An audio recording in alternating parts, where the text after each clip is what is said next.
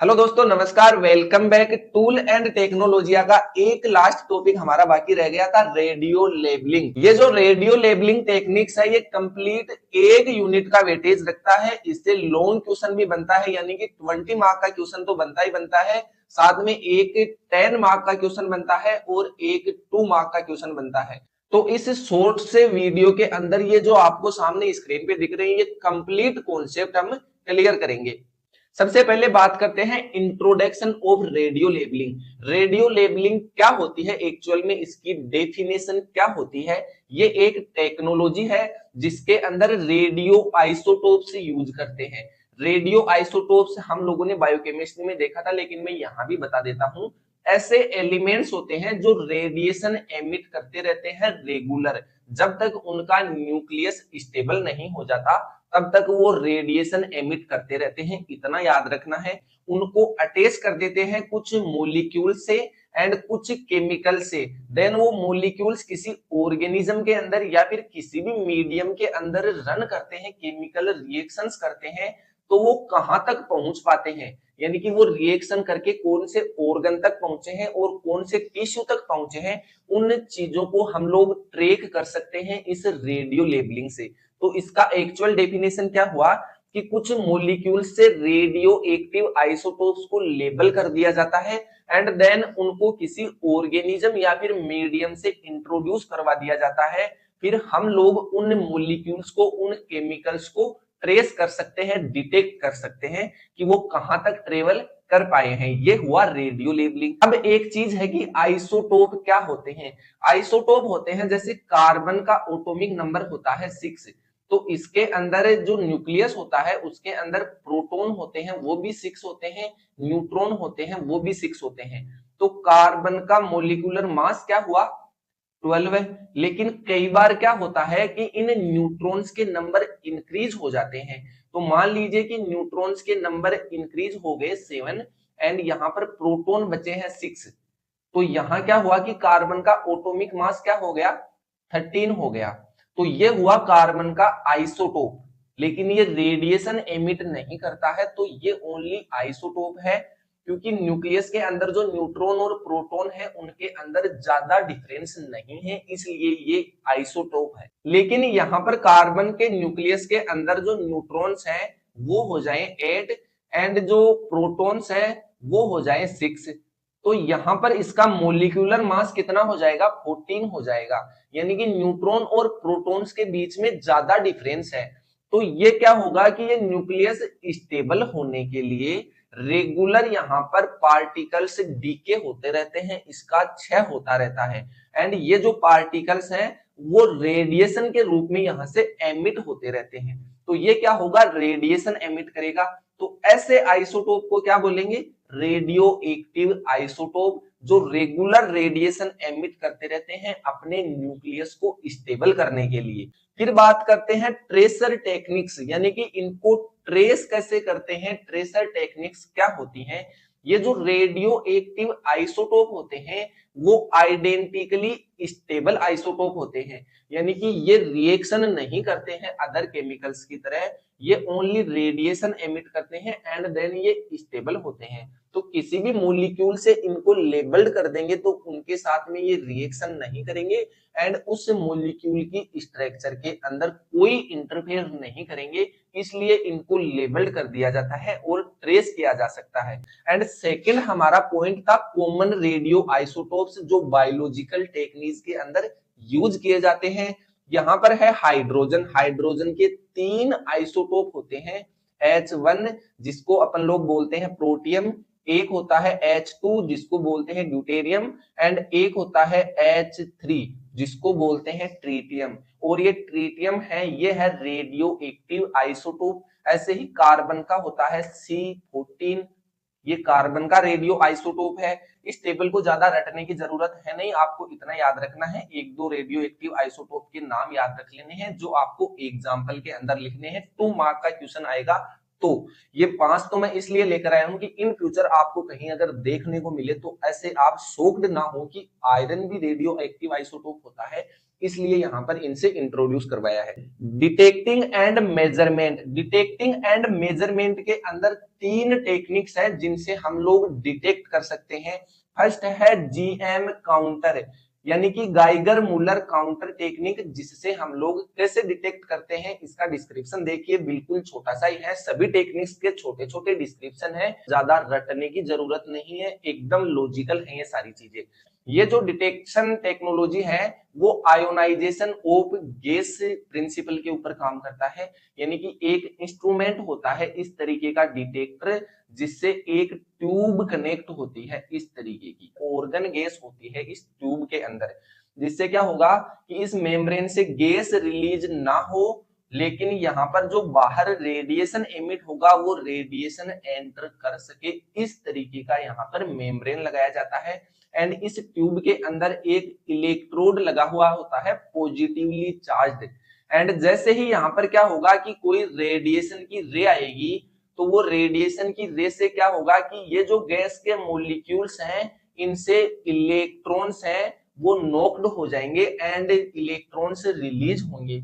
जैसे ही ये electron release होंगे तो इस पॉजिटिव रोड से, पॉजिटिव इलेक्ट्रोड से ये अट्रैक्ट होंगे, एंड अट्रैक्ट होंगे तो यहाँ पर एक इलेक्ट्रिक पल्स जनरेट होगा, और इस इलेक्ट्रिक पल्स को ये मॉनिटर, ये मशीन डिटेक्ट कर लेगी सीपीएम काउंट पर मिनट, यानी कि 1 मिनट के अंदर कितनी इलेक्ट्रिक पल्स जनरेट हुई उतना ही वो रेडिएशन को डिटेक्ट कर लेगा। इसके यूज किए जाते हैं हाई एनर्जी, यानी कि जो बीटा रेज होती है हाई एनर्जी की, या फिर जो गामा रेज होती हैं उनको डिटेक्ट करने में। एंड ये पोर्टेबल मॉनिटर है, वो चेक कर सकता है जो कंटामिनेंट्स होते हैं टेबल के ऊपर, कोई रेडियो एक्टिव आइसोटोप एलिमेंट्स है उनको डिटेक्ट कर सकता है, या फिर आपके हैंड्स के ऊपर कोई रेडियो एक्टिव आइसोटोप तो नहीं है, उन चीजों को हम लोग डिटेक्ट कर सकते हैं इस गाइगर मूलर काउंटर टेक्निक से।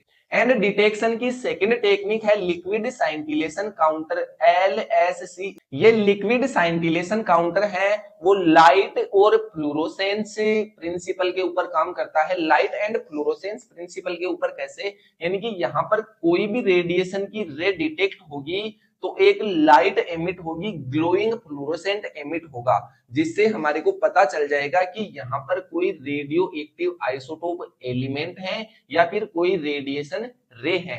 इसका मैकेनिज्म क्या है कि रेडियो एक्टिव सैंपल, यानी कि मान लीजिए ये रेडियो एक्टिव सैंपल है हमारे पास में, और एक यहाँ पर मीडियम है जिसके अंदर कॉकटेल है जिसको हम लोग बोलते हैं साइंटिलेटर। और ये साइंटिलेटर किस चीज से बना हुआ होता है, ऐसे केमिकल्स से जिनसे अगर रेडिएशन हिट होगा तो वो ग्लो करेंगे, वो कॉकटेल है इसके अंदर। एंड इस कॉकटेल के अंदर ये हमारा रेडियो एक्टिव सैंपल है वो डिजोल्व कर देंगे। जैसे ही यहाँ पर कोई रेडिएशन एमिट होगा, यानी कि ये मान लीजिए ये कोई टिश्यू की स्लाइस है हमारे पास में, सेक्शन है, और उस टिश्यू के अंदर हम लोगों ने ऐसे मॉलिक्यूल्स इंट्रोड्यूस करवा रखे हैं जो रेडिएशन एमिट करते हैं, उनको डिटेक्ट करना चाहते हैं, तो उसको क्या करेंगे, उस सेक्शन को हम लोग इस मीडियम के अंदर रख देंगे। जैसे ही यहाँ पर वो मॉलिक्यूल्स, कौन से मॉलिक्यूल्स जो रेडियो लेबल्ड है उनको देखना होगा, तो वो क्या करेंगे, रेडिएशन एमिट करेंगे। रेडिएशन एमिट करते यहाँ पर लाइट ग्लो होगी जिसको बोलते हैं फ्लोरोसेंस, एंड हमारे को ये पता चल जाएगा कि इस टिश्यू के अंदर यहाँ पर वो मॉलिक्यूल है जिसको हमने रेडियो लेबल किया था। एंड इस फ्लोरोसेंस को ये डिटेक्टर डिटेक्ट कर लेता है एंड काउंट कर लेता है हमारा मॉनिटर लाइट फ्लैशेज को। जितनी बार यहाँ पर फ्लोरोसेंट एमिट हुआ है, रेडिएशन एमिट हुआ है, उसको ये डिटेक्टर डिटेक्ट कर लेता है और हम लोग रीडिंग यहाँ पर नोट कर लेते हैं। और ये जो मेथड है वो यूज करते हैं हम लोग लो एनर्जी की बीटा रेज के लिए, जो या तो ट्रिटियम से यहाँ पर एमिट होती है या फिर C14 कार्बन रेडियो आइसोटोप से एमिट होती है। फिर थर्ड टेक्निक है हमारी डिटेक्शन और मेजरमेंट की, यानी कि रेडिएशन को विजुअलाइज करने की। उसके अंदर हम लोग काम में लेते हैं एक्सरे फिल्म, और इसका मैकेनिज्म क्या है कि जो हमारा बायोलॉजिकल सैंपल है, हम लोगों ने आइसोलेट करना सीखा था डीएनए और आरएनए, तो उसको क्या करते हैं, रेडियो लेबल कर देते हैं जो जेल के अंदर होता है। या तो उसको डिटेक्ट कर सकते हैं इस टेक्नोलॉजी से, जो डीएनए बैंड से सीक्वेंसिंग जेल इलेक्ट्रोफोरेसिस के अंदर आइसोलेट करना सीखा था, या फिर कोई टिश्यू की सेक्शन कटी हुई है, जो प्रीवियस स्लाइड में बात की उस तरीके से कि कोई मॉलिक्यूल है जो रेडियो लेबल्ड है इस टिश्यू के अंदर, कोई भी ड्रग मान लीजिए जिसको रेडियो लेबल कर दिया और उसको डिटेक्ट करना है कि वो इस इन्फेक्टेड टिश्यू तक पहुंची या नहीं पहुंची, तो उसकी सेक्शंस के अंदर उसको ट्रेस करना है, तब काम में लेते हैं। तो उनको रख देते हैं एक एक्सरे फिल्म के सामने, यानी कि एक्सरे फिल्म को और उस सैंपल को ऑपोजिट में रख देते हैं, एंड देन वहां से क्या होगा, रेडिएशन एमिट होगा, और वो रेडिएशन वेव्स हैं, रेज हैं, वो हिट होगी डायरेक्ट इस फिल्म से लाइट की तरह, लाइट के पार्टिकल्स की तरह। तो जहां जहां पर हिट होगी ये रेडिएशन, वहां वहां पर ब्लैक दिखाई देगी वो फिल्म।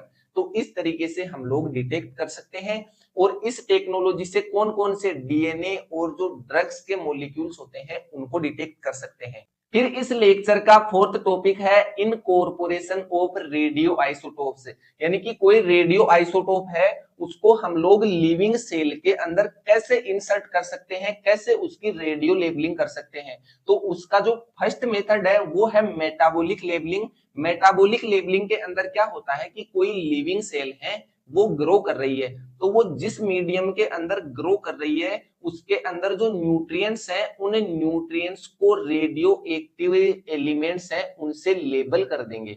जैसे मान लीजिए कि कोई बैक्टीरिया ग्रो कर रहा है कोई मीडियम के अंदर, और उस मीडियम के अंदर जो मिथियोनिन एमाइनो एसिड है उसको रेडियो लेबल कर देंगे हमें सल्फर 35 से।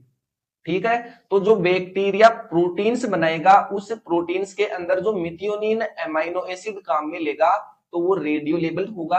तो इस तरीके से जो बैक्टीरिया नए प्रोटीन्स बनाएगा उनके अंदर हम लोग radio labelled amino acid introduce करवा देंगे। ये था मेटाबॉलिक लेबलिंग का मेथड। एंड सेकंड है पल्स एंड चेस।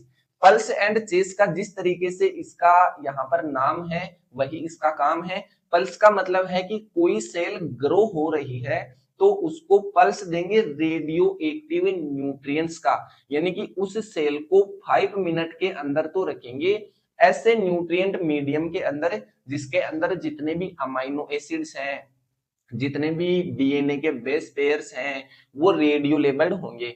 तो वहां से क्या होगा कि उस टाइम पर उस सेल के अंदर जितने भी ब्लॉक बिल्डिंग हो रहे होंगे, प्रोटीन बन रही होगी या फिर कोई जेनेटिक मटेरियल डीएनए वगैरह बन रहा होगा, तो वहां पर जो डीएनए के बेस पिकअप करेगा और जो अमाइनो एसिड पिकअप करेगा वो radio labelled amino acid pickup कर लेगी वो सेल।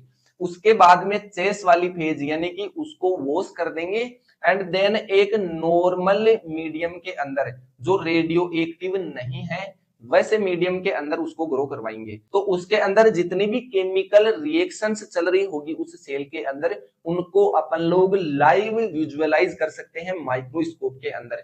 यानी कि कोई मॉलिक्यूल है जो न्यूक्लियस में जा रहा है, फिर किसी रिएक्शन की वजह से ईआर में जा रहा है, फिर गोल्जी बॉडी में जा रहा है, तो इस तरीके से ऐसे मॉलिक्यूल्स को हम लोग लाइव डिटेक्ट कर सकते हैं। उस टेक्निक को बोलते हैं पल्स एंड चेस एक्सपेरिमेंट।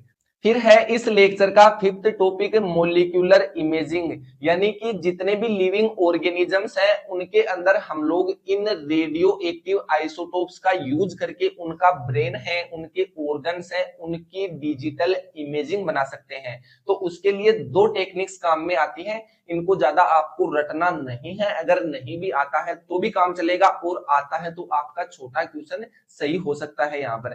तो दो चीजों की फुल फॉर्म आपको याद करनी है, पीईटी पोजिट्रॉन इमिशन टोमोग्राफी, ये होगा पीईटी स्कैन का, और एक होता है एसपीईसीटी स्कैन और इसका होता है single photon emission computed tomography. ये दो चीजें यहां से याद रख लीजिए, बाकी मैटर कोई काम का है नहीं। फिर है इस लेक्चर का सबसे इंपॉर्टेंट टॉपिक सेफ्टी गाइडलाइन, यानी कि रेडिएशन के अंदर कोई पर्सन काम करता है तो उसको कौन कौन से रूल ज्यादा ध्यान में रखने चाहिए, वो कितने इंपॉर्टेंट है। एक रूल होता है इसके अंदर सबसे इंपॉर्टेंट गोल्डन रूल, उसको बोलते हैं अलारा। इसका मतलब है कि ये जो रूल है आप जितना इसको मान सकते हो उतना इस रूल को ध्यान में रखिए। You must keep your exposure as low, यानी कि जितना आप अपने एक्सपोजर से दूर रहेंगे उतना आपके लिए अच्छा होगा। And possible using 3 factors. First factor है टाइमिंग, यानी कि मिनिमाइज करिए अपने टाइम को रेडियो एक्टिव सोर्स के पास से। यानी कि आप किसी रेडिएशन लैब के अंदर काम करते हैं तो जो रेडियो एक्टिव सोर्स है उनसे जितना दूर रहो, उनके साथ जितना कम टाइम आप बिता सको उतना कम टाइम बिताइए। एंड सेकंड है डिस्टेंस। इसका मतलब है कि आप उससे 1 मीटर डिस्टेंस बनाकर रखोगे तो वो आपको 4 टाइम कम नुकसान पहुंचाएगा। तो उससे जितनी डिस्टेंस हो उतनी डिस्टेंस बनाकर रखिएगा। एंड एक है सील्डिंग, यानी कि जो रेडियो एक्टिव सोर्स है उससे सील्ड बनाकर रखिए। और सील्ड किस तरीके की, एक होती है प्लास्टिक की सील्ड और एक होती है लेड की सील्ड। तो जो प्लास्टिक टाइप की सील्ड होती है वो बीटा रेडिएशन वाली लेब के अंदर बनाकर रखिए। अगर आप लेड का यानी कि शीशे का बनाओगे तो यहाँ पर जो रेडिएशन बीटा रेज है वो स्कैटरिंग होती है, यानी कि और ज्यादा बिखर जाती है शीशे की वजह से। एंड जो गामा रेडिएशन के रिसोर्सेज होते हैं वहां पर आप लोग लेड की शील्ड बना सकते हैं। डिस्पोजल, यानी कि आपको रेडियो एक्टिव वेस्ट है वो हर कहीं पर नहीं फेंकने हैं, उनको एक ऐसे कंटेनर्स के अंदर बंद रखिए जहां से रेडिएशन एमिट नहीं हो सके, जो रेज है वो ट्रांसमिट नहीं कर सके उस कंटेनर को। एंड जब तक कंप्लीटली डिस्ट्रॉय नहीं हो जाए। ये था हमारा टूल एंड टेक्नोलॉजिया का लास्ट टॉपिक जो बहुत ज्यादा इंपॉर्टेंट था एग्जाम के पॉइंट ऑफ व्यू से। एंड मिलते हैं नए सब्जेक्ट के अंदर नए टॉपिक्स के साथ में, तब तक के लिए धन्यवाद। Thank you so much.